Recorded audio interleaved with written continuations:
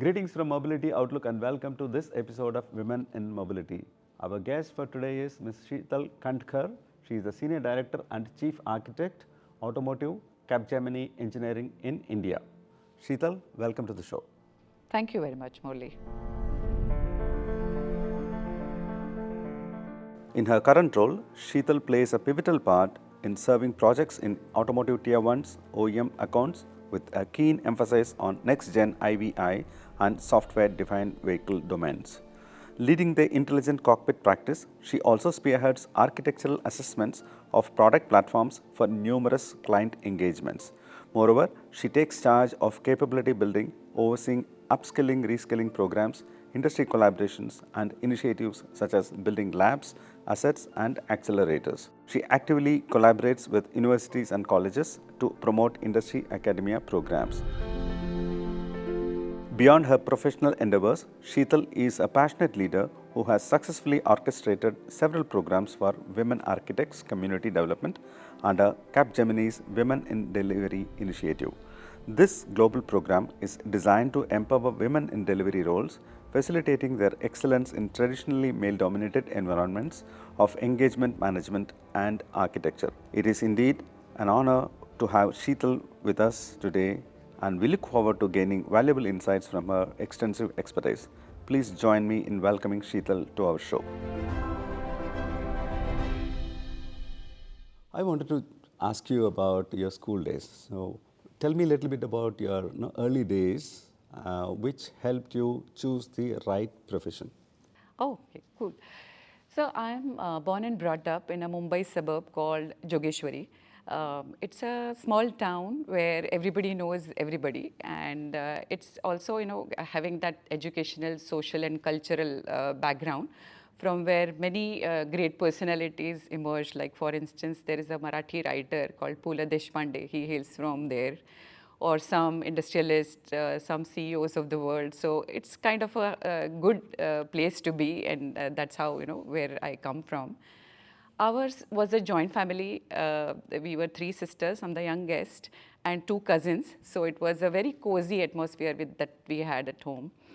My school was a well-known school at that time, and they always encouraged students not only to study, also to bring in the personality aspects to it. We had great teachers, great people who actually inspired us to do certain things. We would have events, like today is the National Science Day, right? So there will be such events that school will hold. So we will get to participate. There was very healthy competition that I had, and that actually kind of urges you or triggers that interest in you, right? So I was always interested in STEM.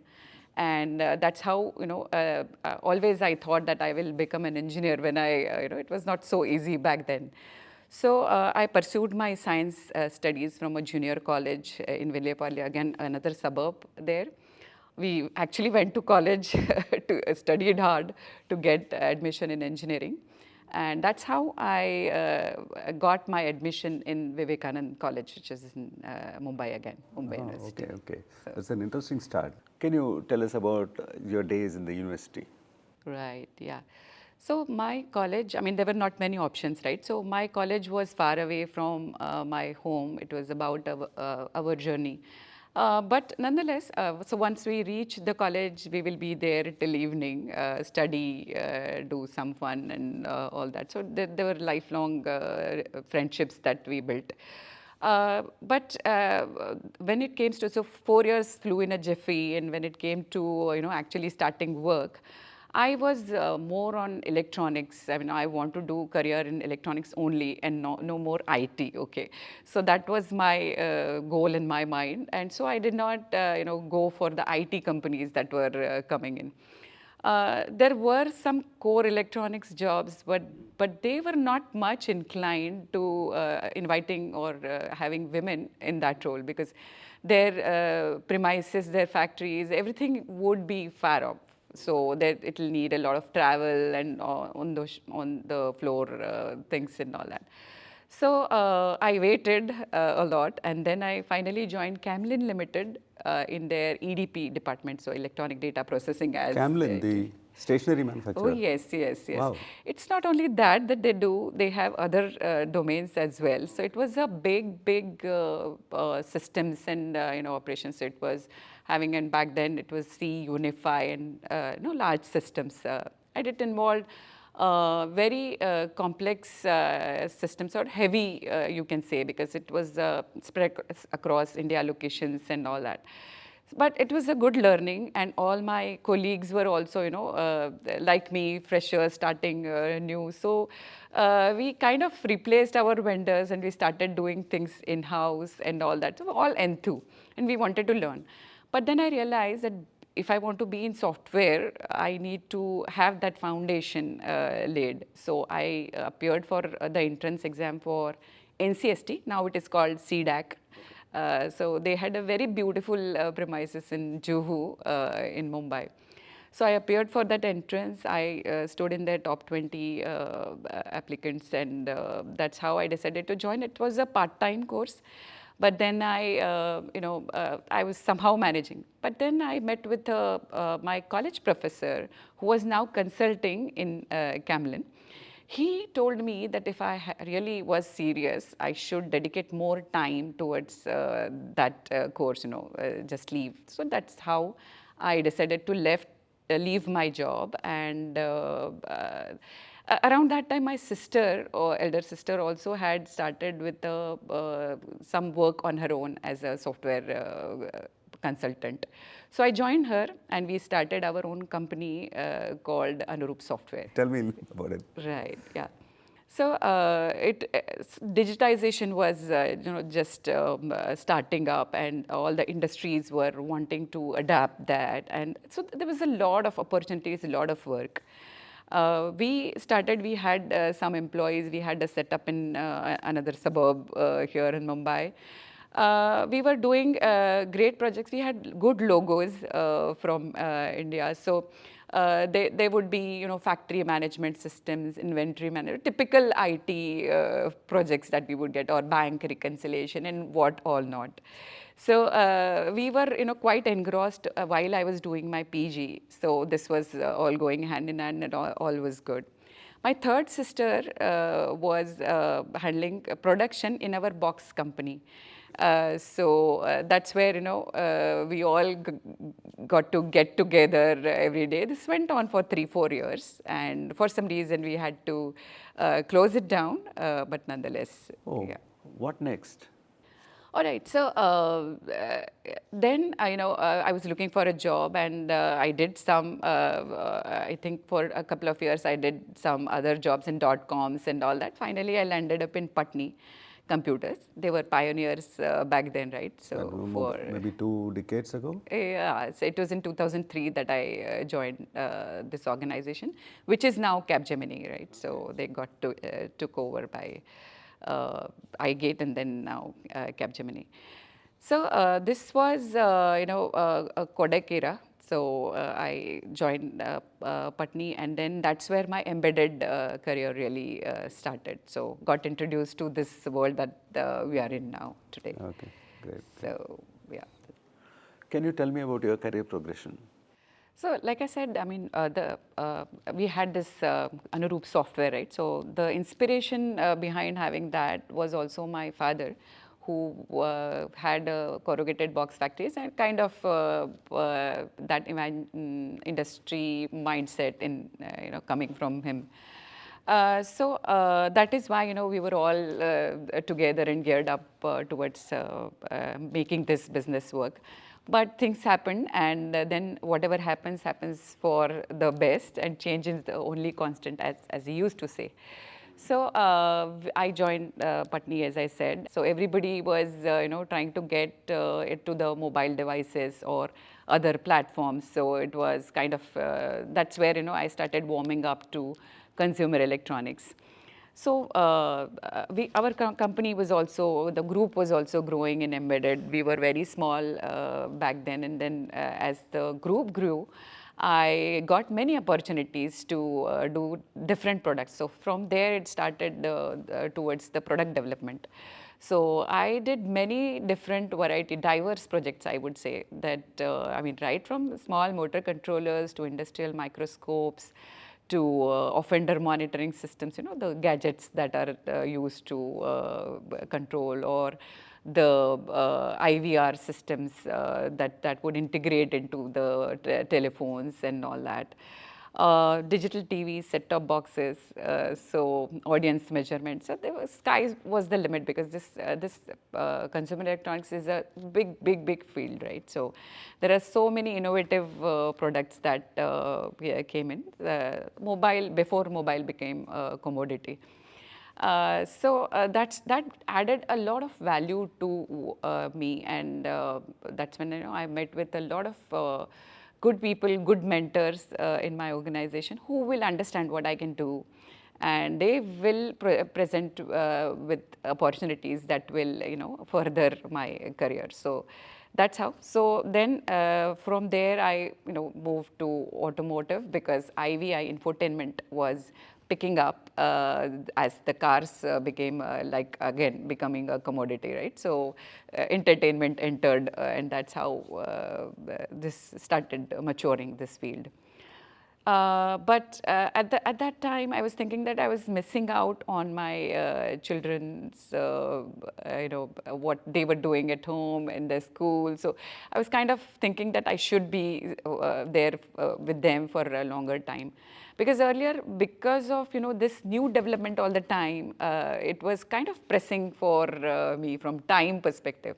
I remember in SEEPs, we were like Cinderella. We used to run so that the gates do not close at 12. So that was the kind of pressure that I had faced earlier. So I thought I'll take a break for some time, and that's how I took a couple of years off when my daughter was towards the end of her schooling. So I have two kids, so both of them were, I spent some time with them. That's how I decided to take a break. But nonetheless, I was also involved actively in, there's a school near Mumbai suburbs, so it's a CBSE school. I got associated with them. I, got fully engaged. When I was away from work, I got myself, that social kida, as you call it, that was always there. So I, utilized this time to add value on the other side. So that's how it So happened. then you rejoined the industry. Oh, yes. So when she came out with flying colors in 10th, I thought maybe it's good enough for me as a refresher, a break. And my group welcomed me with both hands. It was a lady in my group. She was my RO, and she suggested that I join back in the technical track. And the world had moved on, right? So that's where I started getting But it would more have been engaged. difficult for you to match the trend. Oh, yes, very much. So like I said, the world had moved on, and there were new things coming in automotive as well. So Android was a new thing in automotive. So back then, even Google did not have that embedded into the main stack that they have. So there was a lot to catch up. Okay, so for the group as well. So I started looking at different COEs. Okay, so Center of Excellences. So this was one of my focus areas. Security in products. As the products became connected, this was a very burning issue, and we had a very niche, or even we have it now. So it was a niche group which had needed some kind of streamlining and guidance. So that's where I worked with them for bringing that flavor in automotive. So I kind of have that tendency of taking in new challenges and look at it myself. So that also meant that I had to upskill myself, not only in the technology area, also in process areas like SAFE. The scaled agile thing was new. So Capgemini has these excellent training programs, the industry partners we have tie-ups with. So I spent a lot of time upskilling myself, and I also designed some programs which are used for upskilling our own automotive talent, right? So that was also my contribution in the beginning. So this kind of juggling is really required. That's where we started with that. Then, as cockpits started becoming more in things. So now the world is moving towards high performance compute and right. So almost the power is coming inside the car. So software defined vehicles and all those are the topics for today. So that's again is something that we have to keep up with. Not only me as an individual, but as a group, we want to have that large scale. After I think 3 years back, Capgemini Engineering became bigger because of an acquisition, and now we are the biggest in the world on engineering space. So that gives us a large foundation, or where we can bring in our talent and upskill them. So that's where we wanted to do that. A lot of companies talk about diversity, equity, and inclusion. What are your thoughts on this? So this was also an eye-opener for me. Okay, so earlier I used to never think about these aspects. You may call it lucky that I never had to, deal with such problems being a woman. My leader was a woman, and even we did not have that kind of thing in our minds back then. But I think, so that was around 2020 is when I did my architect certification. So Capgemini has a track where you can actually do this kind of technology certifications. So I did that, and I was given responsibility to to lead the Women in Delivery program that we have. And that's when I realized that I looked at the numbers, and then I saw that at higher levels, higher certification levels, the percentage of women is not as high as it is when they at the entry level. That's when I started realizing that maybe it's not such a smooth path for women, right? So there is a lot to handle at home. There are biological changes that are happening. So a lot to do in that space. So that's when we thought that there is something that should go in as an initiative here. So we started with the Women in Delivery program in Capgemini. If you can throw a little more light, I think you are an ambassador. Oh yes, so I started in 2020 as India ambassador for this. We have run a lot of initiatives under this program. So now our core team is very strong. We have 25 plus women who are working towards this initiative. We have sub initiatives like RChecks, as we called it. That's speaking opportunities for women to boost their confidence, to give them some platforms where they can express either technical or any other topics from the world. So that's one. We have started another called Roots, which is for writing skills, right? So women should participate more on the external forums, writing what their mind speaks. So women, I mean, some of the experiences that we have from those, they say that they never knew that such talent existed in them, right? So rediscovering yourself is something that is kind of required. We have mentoring initiative where very senior women, men, the leaders, so to say, they guide. I mean, they have mentees, and this is run as a program so that we track it through tools and all that. So this is tackled in a very structured way, and that is how we received last year the most promising program for women in architecture from the open group. So that is one of the accolades that we have received so far. So this is recent, so I thought of mentioning. Sheetal, you are lucky because you worked with women leaders. But when you meet your customers, especially automotive, they're all male dominated.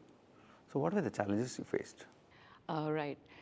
Yes. So see, like I said, I mean, it never, fortunately, did not touch my mind that when I was growing up, in my career, that when I would deal with the customers and all that, I would never realize that that this is a male-dominated world. But nonetheless, I think this is something that comes to your mind first. And then, sometimes women think that, are they good enough? That, that doubt, when it comes to your mind, then it actually affects. So I think what is required more is to believe in yourself, and, then sky's the limit, So the world is different now, right? So there are more opportunities given. Organizations like ours, they have a welcome back program for women, right? So it's just that they should believe in themselves and go for it. So that's the I think the gist for success. So that's how I think one can succeed. How do you strike a balance between work and life? Millennials today, they have their own preferences, etc. What is your view? Yeah, it is quite important. My family is my strength. My husband is also in a difficult field. He travels a lot, but he has been there 100% to support me when I'm looking at the progress in my career. My kids are the strength source of energy for me, so that's another thing. My in-laws have always been there to support me through the crucial years of my kids' education, right? So this kind of support system is something that is very, very, very required if you are, wanting to go full swing in what you want to do in your career. Now, it is important that at what point, what is your priority, right? So, I took a break for a couple of years when I thought, maybe I need to spend that time, otherwise I will feel guilty. This guilt is something that that eats up a lot, and that's what brings you down sometimes, and when you are wanting to be a good mother and a good career woman, you will always feel guilty for not doing the other, Correct. So it's your choice that you need to have. So at that point, what is important? That's the trick, That's how we want to, deal with this problem, so to say, because these things are not going to change unless you change yourself and have you take all the help that is required. Gen Z has these things very clear in their minds. So my daughter had fared really well in 10th. So obviously, both of us having science background, we were, kind of suggesting, recommending, but she was very clear that she wanted to do filmmaking or, whatever. My son wanted to do something else. So they are clear about what they want, and they will, go to any extent to do that, So that's I think which is something to take from this generation and apply it in what you're doing. At that point, what is important you should do. Don't try to be a superwoman, and that's something that will not fly always. So strike a balance. Strike a That's like you said. Sheetal, it was wonderful talking to you. Thank you so much for talking to Mobility Outlook and being part of Women in Mobility. Thanks. Thank you so much, Murli. It was great talking to you, and thanks for having me today. Thank you.